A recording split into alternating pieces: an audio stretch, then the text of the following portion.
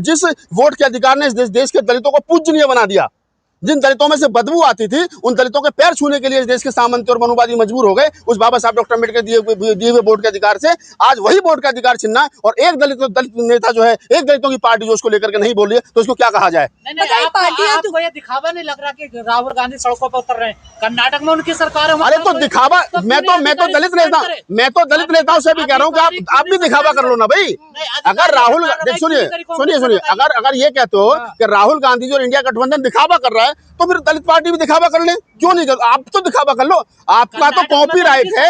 अरे मैं कह रहा हूँ भाई साहब, आपका तो डॉक्टर अम्बेडकर पे कॉपीराइट है, बुद्ध पर, कबीर पर, नानक पर, रैदास पर, साहू पर आपका तो कॉपीराइट है। तो आप तो दिखावा भी नहीं कर रहे। राहुल गांधी कम से कम दिखावा तो कर रहे हैं।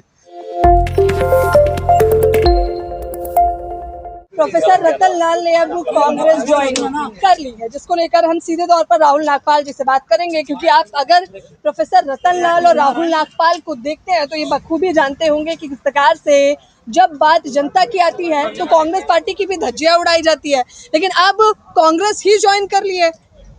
देखिए, क्योंकि रतन लाल जी हमारे साथी भी हैं, मित्र हैं और हमारे बड़े भाई भी हैं, और प्रोफेसर रविकांत हमारे आंदोलन के साथी हैं, और दोनों महत्वपूर्ण व्यक्ति हैं और दोनों लंबे समय से बहुजन मूवमेंट में काम कर रहे हैं। आज उन दोनों लोगों ने कांग्रेस पार्टी जो है ज्वाइन की है। मैंने भी उनका इंटरव्यू किया, पूरे तीखे सवाल मैंने उनसे किए और जानने की, समझने की और समझाने की कोशिश की कि कांग्रेस ही क्यों। अब आपका जो सवाल है कि कांग्रेस ज्वाइन कर ली है, तो वो मुझे जो लगता है, जो पत्रकार है, जो एक्टिविस्ट, वो ये है कि वर्तमान समय में जब लड़ाई दो हिस्सों में बंट गई हो, एक तरफ वो तमाम लोग हों जो देश के संविधान को कुचल देना चाहते हैं, देश में दलितों के, पिछड़ों के, अल्पसंख्यकों के, महिलाओं के जो संवैधानिक राइट्स हैं उनको कुचल देना चाहते हों, तो ऐसे में, और दूसरी तरफ वो लोग हों जो राहुल गांधी के नेतृत्व में, मल्लिकार्जुन खड़गे के नेतृत्व में कांग्रेस पार्टी के झंडे के तरह जो है वो इन सबको बचाने की बात कर रहे हो। तो अब मुझे बताइए कि आदमी जो बाबा साहब डॉक्टर अम्बेडकर को, फूले को, कबीर को, नानक को, रैदास को, साहू जी महाराज की वैचारिकी को मानने और जानने वाला व्यक्ति है, वो कहाँ जाएगा? वो संविधान विरोधियों के साथ तो नहीं जा सकता, वो मनुस्मृति के मानने वाले लोगों के साथ तो नहीं जा सकता, वो उन ताकतों के साथ तो नहीं जा सकता जो ताकतें कम से कम इस देश में वोट चोरी कर रही हैं, जो ताकतें दलितों से, पिछड़ों से, गरीबों से उनका हक हकूक छीन रही हैं, उनके साथ तो कभी नहीं जा सकता। तो ऐसे में इंटेलेक्चुअल वर्ग की जिम्मेदारी बनती है कि वो उन ताकतों के साथ जाए जो उनके पक्ष में लड़ रही हैं। तो कांग्रेस एक विकल्प है। राहुल गांधी जी ने पिछले 4-5 साल में जो अपने आप में सुधार किया है, और जैसा हमको लग रहा है कि वो जिस प्रकार से वो उनकी जो भाषा है वो बहुजन मूवमेंट की भाषा है। 1585 की बात हो रही है, हिस्सेदारी की बात हो रही है, जातिगत जनगणना की बात हो रही है। यही बात तो काशीराम जी करते थे, यही बात तो बाबा साहब डॉक्टर अम्बेडकर चाहते थे, यही बात तो बीजेपी भी करती थी सत्ता में आने से पहले। सुनिए, यही बात तो मंडल कमीशन कह रहे हैं। यही वो सारा बहुजन मूवमेंट है जो चल रहा है। तो अगर इस बात पर राहुल गांधी जी ये कह रहे हैं कि हम ये करेंगे, और उन्होंने जिस प्रकार से जातिगत जनगणना के मसले को उठाया है और मजबूरी में मोदी सरकार को वो बात एक्सेप्ट करनी पड़ी है कि हम जातिगत जनगणना करवाएंगे, तो ऐसे में तमाम उन इंटेलेक्चुअल वर्ग की, बाबा साहब डॉक्टर अम्बेडकर में आस्था और विश्वास, संविधान में आस्था और विश्वास रखने वाले लोगों की जिम्मेदारी है कि वो राहुल गांधी जी के साथ में खड़े हों, ताकि इस देश की जमहूरियत को बचाया जा सके, संविधान को बचाया जा सके। और मुझे जो लग रहा है कि प्रोफेसर रतन लाल को, रविकांत का जो कहीं ना कहीं ये डिसीजन है, ये जो निर्णय है, ये बिल्कुल सही है, और ऐसे में कांग्रेस ही विकल्प बनती है। तो कांग्रेस के साथ में उनका जाना कहीं ना कहीं समाज के हित में है। आप कह रहे हैं समाज के हित में है, लेकिन कांग्रेस ने संविधान की किताब क्या पकड़ी? आपको यकीन हो गया कि संविधान के हितैषी है? एक आदमी चुनाव से पहले ये कह रहे हैं, एक पार्टी चुनाव से पहले ये घोषणा करिए कि हमें 400 पार दीजिए, हम संविधान बदल देंगे। उनके मिनिस्टर, उनके बड़े बड़े नेता कह रहे हैं, प्रधानमंत्री जी के सलाहकार कह रहे हैं कि हम संविधान बदल देंगे। और तो ऐसे में एक आदमी दूसरा जो वो हाथ में संविधान लेकर के रोड पर निकल पड़ा है, और वो आदमी वो है जिसके पिताजी प्रधानमंत्री रहे, जिसकी दादी प्रधानमंत्री रही, जिसके नाना प्रधानमंत्री, जिसके घर में 3-3 प्रधानमंत्री हो, और जो देश की सबसे बड़ी जो है वो अपोजिशन पार्टी हो, वो आदमी रोड पर हाफ बाजू की शर्ट में नंगे पैर जो है वो जनमानस की लड़ाई जो लड़ रहा है। और दूसरे जो बाबा साहब डॉक्टर अम्बेडकर के नाम पर राजनीति कर रहे हैं, बाबा साहब डॉक्टर अम्बेडकर का अपने आप को उत्तराधिकारी मानते हैं, बाबा साहब डॉक्टर अम्बेडकर की बड़ी बड़ी बातें कर रहे हैं, वो ट्यूटर खेल रहे हैं, रूम से नहीं निकल रहे, इसी कमरों से बाहर नहीं आ रहे हैं। तो इस देश का जो अम्बेडकरवादी है, जो कबीर नानक रैदासवादी है, वो इतना बुद्धिजीवी, इतना इंटेलेक्चुअल जरूर है कि वो समझता है दोस्त कौन और दुश्मन कौन है। बताइए आप। यही कांग्रेस कर्नाटक में बजरंग दल को बैन कर रही थी और बाद में कहने लगी अच्छी है बजरंग दल। देखिए, ये कांग्रेस के जो प्रवक्ता हैं वो बेहतर बता सकते हैं कि कांग्रेस क्यों ज्वाइन नहीं की। मैं कोई कांग्रेस का नेता तो हूँ नहीं, मैं प्रवक्ता हूँ। आप रतन लाल जी, काशीराम को तो मानते हैं, एक सांपनाथ और एक नागनाथ, बताइए। अब देखिए, मैं काशीराम जी की इस बात से बिल्कुल इत्तेफाक नहीं रखता। काशीराम जी ने कहा कि एक नागनाथ है, एक सांपनाथ है।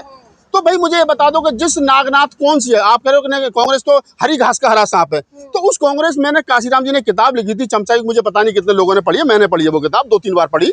तो मैंने उस किताब में काशीराम जी खुद कह रहे हैं 1982 में उस किताब को लिखते वक्त कि आज देश में 22 लाख सरकारी कर्मचारी दलित हैं। तो आप मुझे बता दीजिए कि जिन दलितों के पास खाने को रोटी नहीं थी, जिन दलितों के पास में रहने के लिए घर नहीं थे, जिन दलितों के पास कुछ नहीं था, उस कांग्रेस ने 1947 में देश आजाद हुआ, 50 में संविधान लागू हुआ, 50 से और 82 तक यानी मात्र 30-32 साल में देश के दलितों को 22 लाख दलितों को नौकरी दे दी, पेट्रोल पंप दे दिए, गैस एजेंसी दे दी, वो तमाम पट्टे की जमीन दे दी।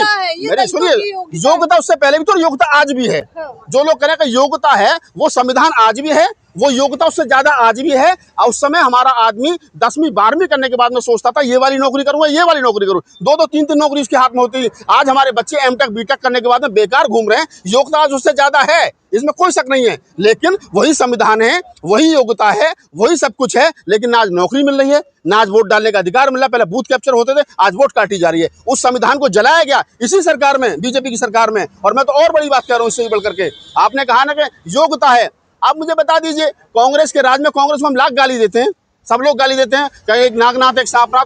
बाबा साहब ने भी कहा कि कांग्रेस के 25 पैसे के हिस्सेदार मत बनना, बहुत सारे लोग इस बात को भी कहते हैं। लेकिन बाबा साहब फिर जाकर के उसी कांग्रेस में 2 बार राज्यसभा सांसद रहे, उसी कांग्रेस में मिनिस्टर रहे, और मरते दम तक जब तक बाबा साहब का परिनिर्वाण हुआ राज्यसभा सांसद थे। बहुत सारी चीजें हैं जो कहीं नहीं गई हैं, बहुत सारी चीजों को बेमतलब बढ़ा चढ़ा करके बताया जा रहा है। मैं कह रहा हूं कि जो दिया है कांग्रेस की सरकारों ने दिया है, कांग्रेस के राज में मिला है। एससी एट्रोसिटी एक्ट कब बना बताइए मुझे? 1989 में बना ना। किसने बनाया? राजीव गांधी ने बनाया ना। अरे 89 में राजीव गांधी की सरकार में दलितों के लिए स्पेशल भर्ती अभियान चला कि आप आइए, आप नौकरी पाइए, हैं। और उसके बावजूद अगर आपको किसी को थैंक यू तो बोलना नहीं है, गालियां ही देनी, तो फिर आपको कोई इलाज थोड़ी कर सकता है। वर्तमान समय में सुन लीजिए ज्योति जी, वर्तमान समय में देश के की जमहूरियत को और संविधान को बचाने की लड़ाई है। मुझे दुख के साथ कहना पड़ रहा है, अभी 2-3 दिन पहले संसद भवन से जो चुनाव आयोग की तरफ सारे इंडिया गठबंधन के नेता के, जिसमें अखिलेश यादव थे, मल्लिकार्जुन खड़गे थे, राहुल गांधी जी थे, प्रियंका गांधी जी थी, तमाम वो समाजवादी पार्टी के नेता थे, अन्य संजय सिंह थे, वो तमाम लोग रोड पर खड़े होकर के लड़ रहे थे। और हमारी जो अम्बेडकरवादी पार्टी अपने आप को कहती है, उनका एक नीला झंडा उस आंदोलन में नहीं था, उनमें एक नीला झंडा नहीं था। क्या संविधान को बचाने की, वोट को बचाने की जिम्मेदारी इंडिया गठबंधन की है? जो क्या नाम है, जो वोट का अधिकार बाबा साहब डॉक्टर अम्बेडकर ने बड़े कष्ट और मुसीबतों से लड़ और झगड़ करके हमको दिया, जिस वोट के अधिकार ने इस देश के दलितों को पूजनीय बना दिया, जिन दलितों में से बदबू आती थी, उन दलितों के पैर छूने के लिए इस देश के सामंती और मनुवादी मजबूर हो गए। उस बाबा साहब डॉक्टर अम्बेडकर दिए हुए वोट के अधिकार से आज वही वोट का अधिकार छीनना, और एक दलित नेता जो है, एक दलितों की पार्टी जो उसको लेकर के नहीं बोल रही है, तो उसको क्या कहा जाए? आपको ये दिखावा नहीं लग रहा कि राहुल गांधी सड़कों पर उतर रहे हैं? कर्नाटक में उनकी सरकार है। अरे तो दिखावा, मैं तो दलित नेताओं से भी कह रहा हूँ कि आप भी दिखावा कर लो ना भाई।